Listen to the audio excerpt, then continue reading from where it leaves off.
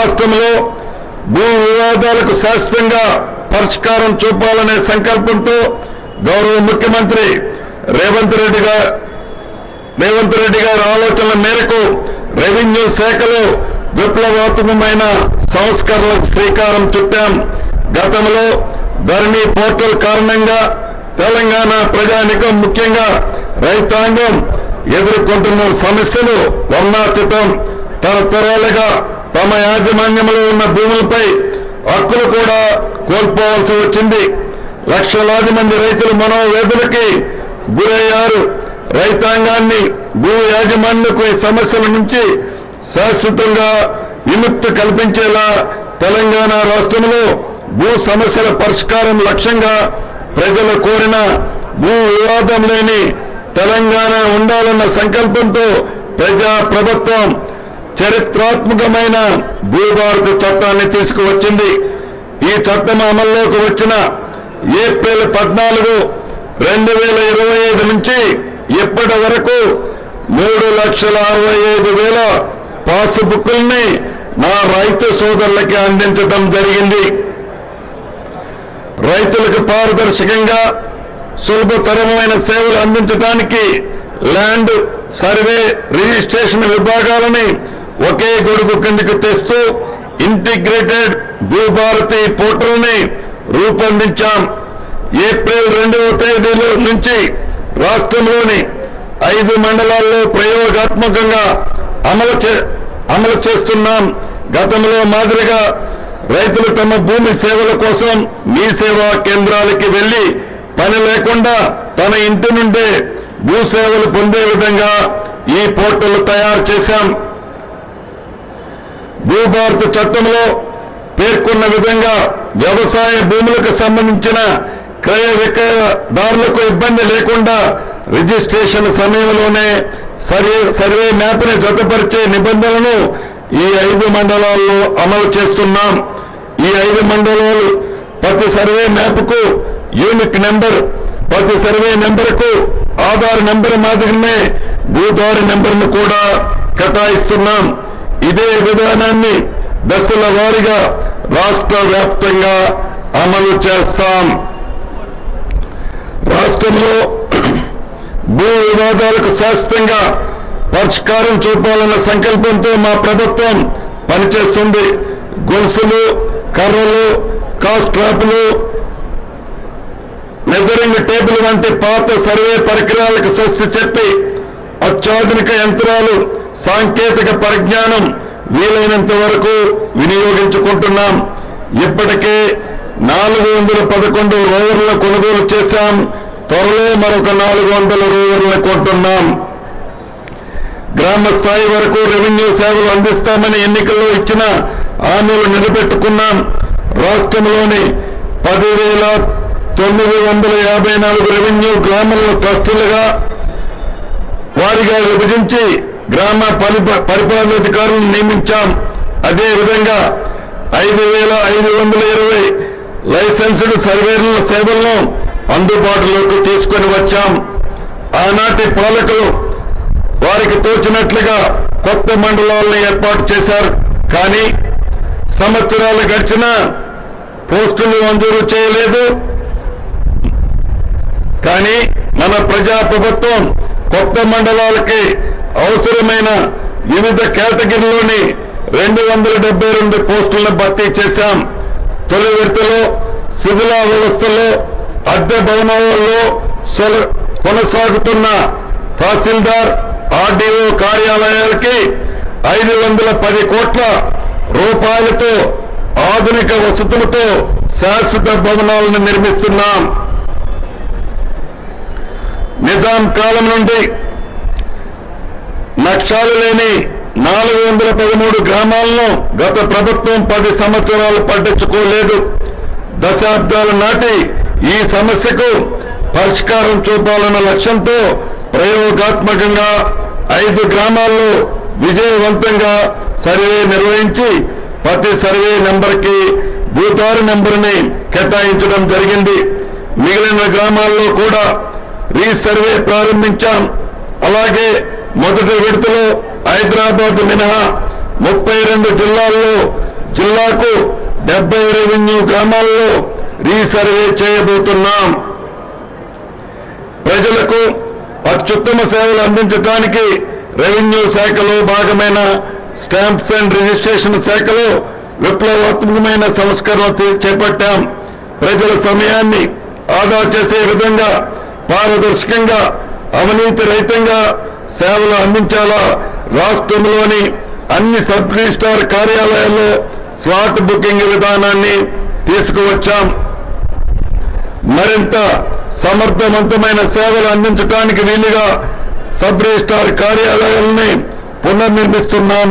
అత్యాధునిక సౌకర్యాలతో మొదటి విడతలో హైదరాబాద్ ఔటర్ రింగ్ రోడ్డు పరిధిలోని ఇంటిగ్రేటెడ్ సబ్ రిజిస్ట్రార్ కార్యాలయాలని నిర్మిస్తున్నాం.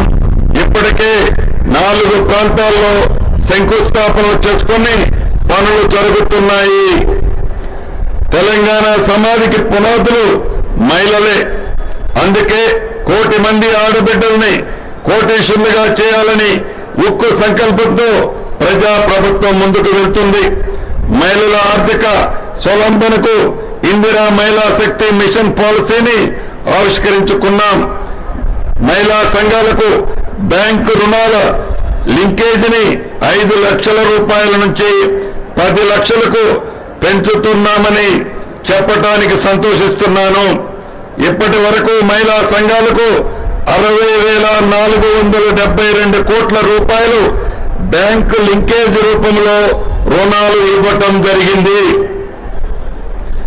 మేము అధికారంలోకి వచ్చిన వెంటనే అమలుపరిచే మొదటి వాగ్దానం మహిళలకు ఆర్టీసీ బస్సులో ఉచిత ప్రయాణం కల్పించే మహాలక్ష్మి పథకం. ఈ పథకంలో ఆడబిడ్డలపై ఆర్థిక భారం తగ్గింది. ఈ 2.5 సంవత్సరాల్లో 2,275 కోట్ల 68 లక్షలకు పైగా నా ఆడబిడ్డలు ఉచిత ప్రయాణం చేశారు. జిల్లా అభివృద్ధికి గౌరవ ముఖ్యమంత్రి రేవంత్ రెడ్డి గారి నేతృత్వంలోని మన ప్రజా ప్రభుత్వం అత్యంత ప్రాధాన్యత ఇస్తుంది.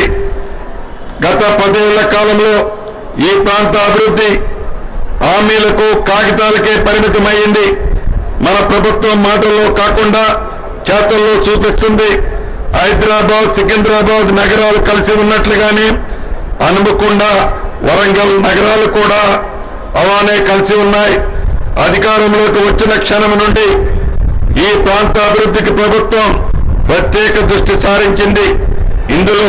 ఇందుకు తగినట్లుగానే గతంలో ఎన్నడూ లేని విధంగా ఈ రెండింటినీ సమన్వయం చేస్తూ దాదాపు 5,000 కోట్లపై ఖర్చుతో అభివృద్ధి పనులకు శ్రీకారం చుట్టాం.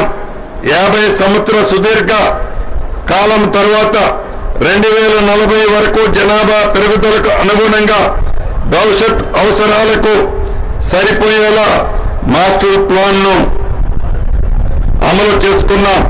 2057 జనాభాను దృష్టిలో పెట్టుకొని 5,300 కోట్ల రూపాయలతో అండర్ గ్రౌండ్ డ్రైనేజీ పనులు అతి కొద్ది రోజుల్లోనే ప్రారంభించుకోబోతున్నాం. చరిత్రాత్మక భద్రకాళి దేవాలయ ఆధునీకరణలో భాగంగా చేపట్టిన మాడువేదుల నిర్మాణ పనులు చివరి దశలో ఉన్నాయని చెప్పడానికి సంతోషిస్తున్నాను. భద్రకాళి చెరువు పూడిక తీర్థ పనులు కూడా చివరి దశకు చేరుతున్నాయి. అలాగే ప్రాచీన కాలం నాటి హనుమకొండ కలెక్టరేట్ బంగ్లాను ఆధునీకరించడం జరుగుతుంది. జిల్లాలో భీమర్దేవపల్లి మండలం వంగర గ్రామంలోని 7 కోట్ల రూపాయల నిధులతో మాజీ ప్రధానమంత్రి స్వర్గీయ పివి నరసింహారావు గారి విజ్ఞాన వేదిక అభివృద్ధి పనులు చివరి దశలో ఉన్నాయని చెప్పడానికి సంతోషిస్తున్నాను. పరకాలలో 35 కోట్ల రూపాయల అంచనా వ్యయంతో చేపట్టిన 100 పడకల ఆసుపత్రి నిర్మాణ పనులు చురుకుగా జరుగుతున్నాయి.